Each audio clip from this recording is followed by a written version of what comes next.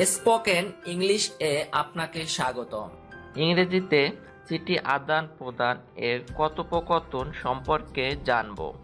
চলো শুরু করা যাক। 1. আপনি কি চান? What do you want? What do you want?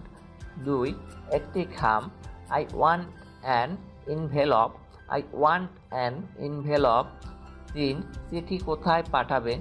Where do you want to send the letter? Where do you want to send the letter? 4. বাংলাদেশে টু বাংলাদেশ। টু বাংলাদেশ। 5. কার কাছে লিখেছেন? Whom have you writing to? Whom have you writing to? 6. আমার ভাইয়ের কাছে লিখেছি। To my ব্রদার। To my brother. 7. ঠিকানা লিখেছেন।